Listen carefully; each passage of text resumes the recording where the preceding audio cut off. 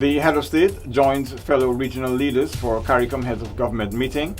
The president calls on the Caribbean to stand with Guyana against Venezuela's aggression. The Commonwealth Secretary General visits Guyana. The legal sector gets a boost with swearing of 2 judges. And Guyana's largest shopping mall formally opens its doors. We have the details of these and other presidential activities in this week's edition of the Diary for the period June 28 to July 3, 2015. I'm Paul McAdam. On June 29, President David Granger and a high-level team met with ExxonMobil officials at the Ministry of the Presidency. The team included the President of Exploration, Stephen M. Greeley, Executive Vice President, Exploration, Mike Houston, and Vice President of the Americas, Eric Oswald. The meeting saw the executives reaffirming Exxon's commitment to the exploration work being done offshore in Guyana's waters. They have expressed confidence in Guyana and will therefore be deploying more resources in this regard. The oil and gas exploration began in Guyana around mid-March this year, with drilling offshore in the Stabroek Block. Just 2 months later, on May 20, the company announced that its engagement in Guyana was proving successful, as its exploration drill ship, the Deepwater Champion, had found a deposit of a significant amount of oil in the Stabroek Block, which is situated around 120 nautical miles offshore Guyana's shores. This discovery was made in one of the 2 wells it dug in the Liza 1 drill site, and which has realized more than 295 feet of high-quality oil-bearing sandstone. The capacity of the Guyana High Court was boosted as 2 experienced legal minds were made judges. Former Chief Magistrate Priya Sunarine Bihari and the former Deputy Director of Public Prosecutions Joanne Barlow were sworn in as preside judges by President David Granger. Witnessing the swearing at the Ministry of the Presidency were Chancellor of the Judiciary Acting Karl Singh, Minister of Legal Affairs and Attorney General Basil Williams, and Minister of State Joseph Harmon, along with family members of the 2 judges. The duo will add to the complement of 11 in the High Court. In addition to the aforementioned 11 judges, there are 2 in the Land Court and 4 justices of the Appeal Court. President David Granger on June 29 met with Commonwealth Secretary General Kamlesh Sharma and a high-level delegation, during which discussions were held on the strengthening of the Commonwealth's partnership with Guyana. The Commonwealth delegation included Director of the Secretary General's Office, Simon Gimson, Head of the Caribbean Pacific Political Division, Albert Mariner, and Communication Officer Natricia Duncan. Minister of Social Cohesion, Ms. Amna Ali, was also present at the meeting, which took place at the Ministry of the Presidency. The Secretary General said his meeting with the Guyanese head of state saw him being advised on areas in which the organization and Guyana can collaborate to strengthen the work of the Commonwealth Secretariat. The Secretary General added that already Guyana and the Commonwealth are working in many areas, including governance, trade, financial services, and elections, all of which his organization is happy to build on. Also took this opportunity to brief the Honorable President on the substance and the theme of the next CHOGM in November, particularly because it is going to be a CHOGM or a summit of Commonwealth heads with a particular focus on small states. The contribution which the Commonwealth can make to small states in diverse areas of debt, of trade, of climate change, technical collaboration, advocacy, creating bodies and institutions, the advocacy work we do outside. So there's a large area which is now being covered happily, and the focus on small states would arise in Malta for further discussion. The next Commonwealth Heads of Government meeting will be held in Malta from November 27 to 29 this year. As he delivered the feature address at the Private Sector Commission's 23rd Annual General Meeting, President Granger spoke of the importance of all stakeholders coming together to craft a new social contract for Guyanese. The Private Sector Commission was congratulated for their efforts in trying to bring about a resolution to the parliamentary affairs and their constant calls for local government elections previously by President Granger. He made reference to the calls made by the PSC to the previous administration on these issues. Speaking of his plans for the next 5 years, the president said it is important for all sectors of society to play a role. To this end, the private sector was lauded for their commitment towards putting together an economic forum which will see the coming together of the public service, trade unions, political parties, government, and other stakeholders in society working towards a better life for all Guyanese. In the past, the Private Sector Commission was involved in the development of the National Defense Strategy and the Economic Recovery Program. I would like to feel that over the next 5 years, the Commission could continue to work, this time hopefully with better results. Going forward, the president said that he envisions a country with strong institutions, a parliament with its own powers and no interference from the executive, better infrastructure, a strong judiciary, and safer communities. I want to see strong and efficient law enforcement and regulatory agencies, a strong police force, free from graft and corruption. I would like to see strong mining officers, forestry officers, customs officers who are unbribable. They are well paid, they are well trained and educated, they are well equipped, but they are unbribable. When you see a policeman, a customs officer, a revenue officer, a mines officer, a forestry officer, you mustn't want to bribe him or her. Working towards a more dedicated workforce, President Granger said it is therefore important to have a reformed and refinanced University of Guyana. He also underscored the importance of information technology and the provision of cheaper electricity for a strong manufacturing sector. Mention was also made of the administration's plan for a greener economy and moving towards solar, wind, and hydroelectricity supply options. The head of Rubis in Guyana met with the president for discussions on the sector. President Granger on June 29th met with Director of Rubis Guyana, Ricardo Milford, and was briefed on the company's operations and challenges in the petroleum sector. The company began operations in Guyana in 2011, and 3 years later, it has doubled its storage capacity by commissioning 5 large fuel tanks at Providence, East Bank, Tamarara. Just share with him some of the opportunities and challenges within the petroleum sector here in Guyana, and to share some information on our company. Obviously, it's a French company that we wanted to share some of our standards with the president, and it was a very excellent meeting.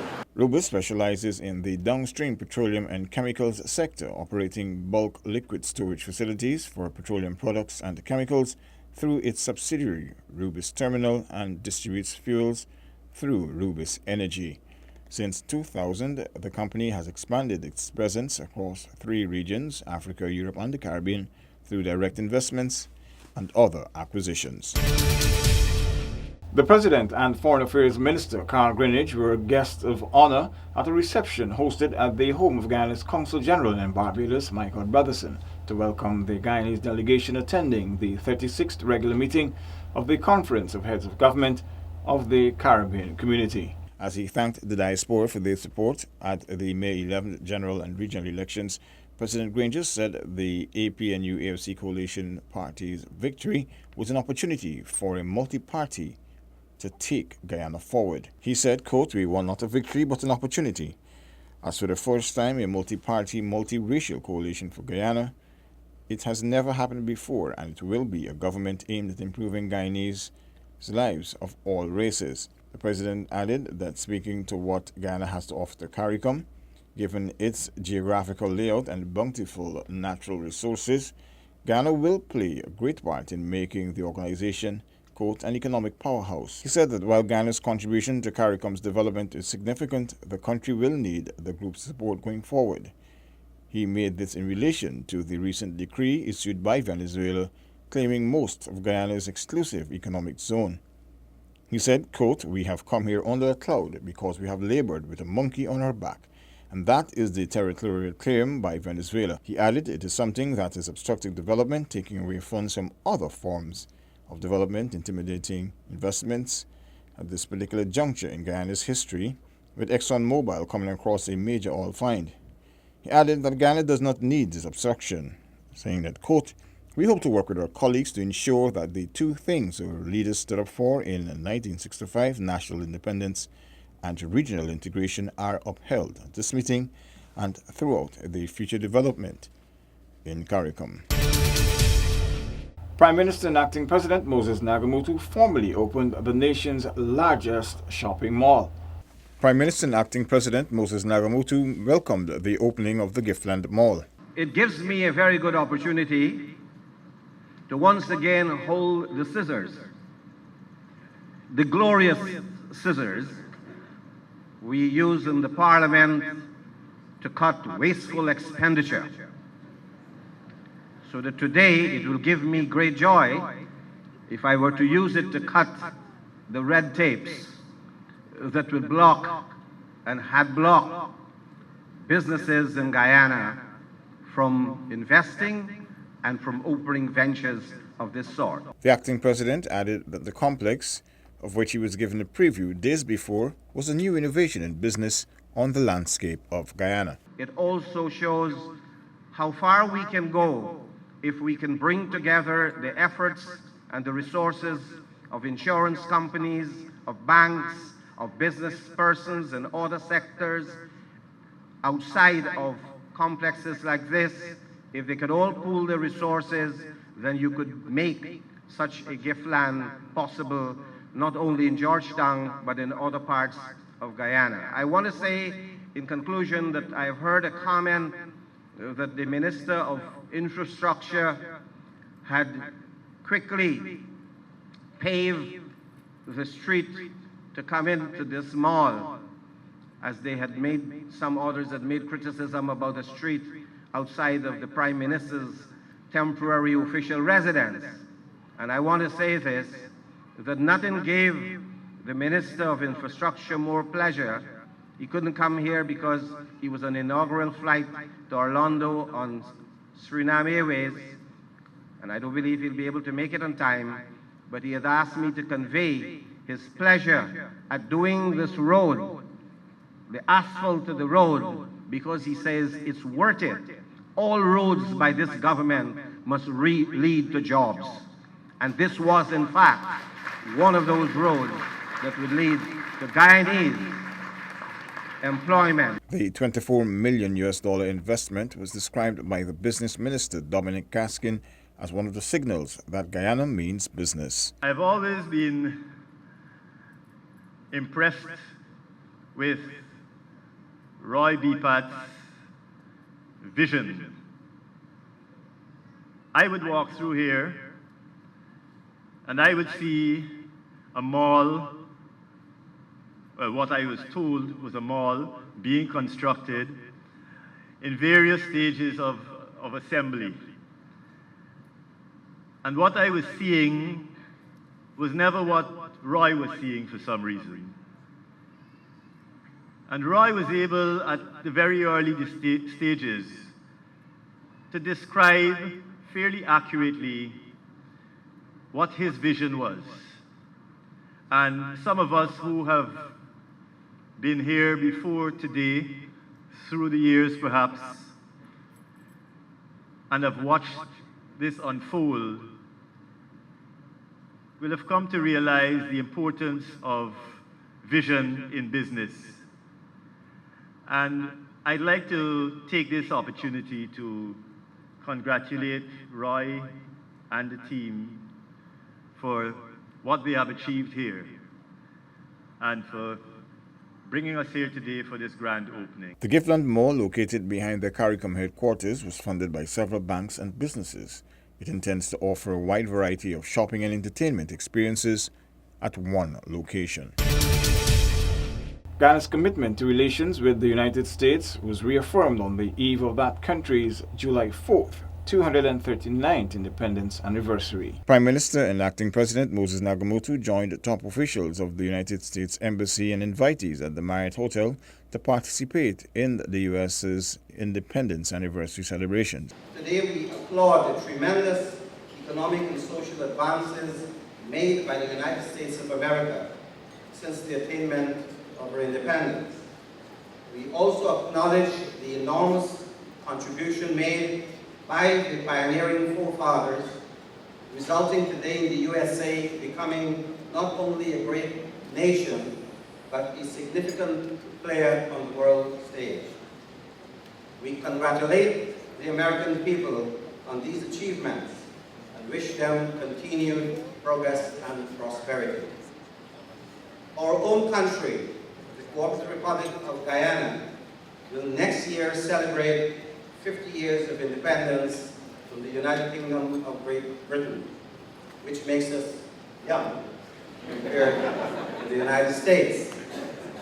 But we too are optimistic that we can achieve greatness when we harness the creativity of our people and utilize our vast wealth and resources in the manner that the USA has done to promote social and economic development.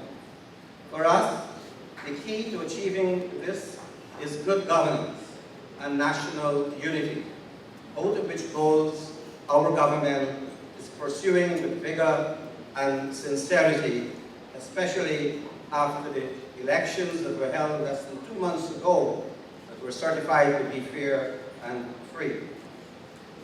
I want to thank you, Mr. Chadley, for your advocacy of verifiable elections and the role of the USA in many ways, and also in supporting observer missions to monitor those polls. The acting president added that with the support of the United States, the Commonwealth, CARICOM and other stakeholders, government's quest to secure a happy life for all Guyanese within secure borders was possible. The United States was also thanked for its support in various key sectors locally. United States Embassy Charge Affairs Brian Hunt, addressing those gathered, spoke of a new phase in the relationship between the two nations. Mention was made of stronger and more effective cooperation in the security sector and in anti-narcotics efforts.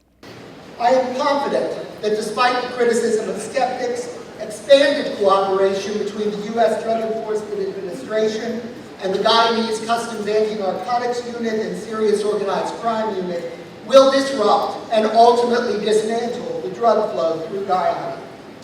Similarly, we want to help our friends in Guyana further explore alternative sources of energy, including hydropower.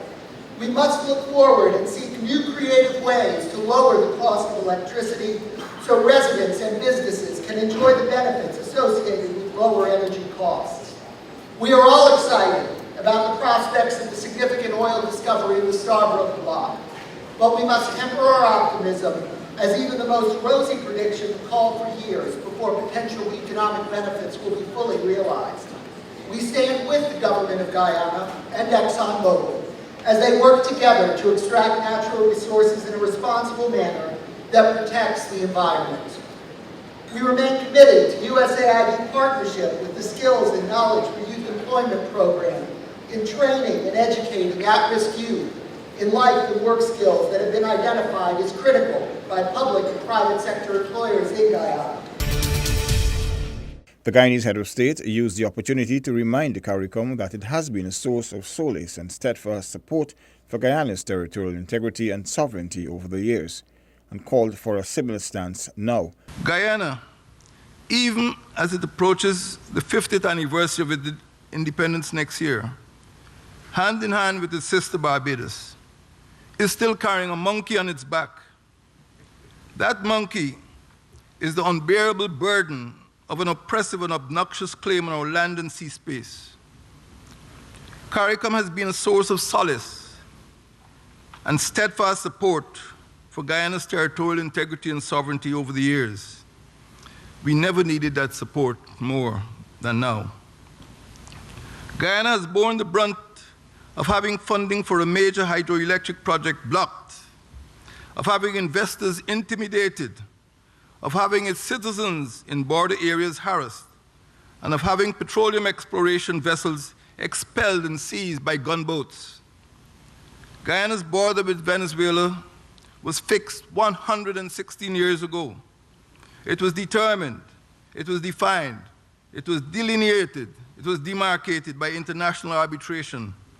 Maps were drawn, atlases were adjusted, border markers were cast in stone.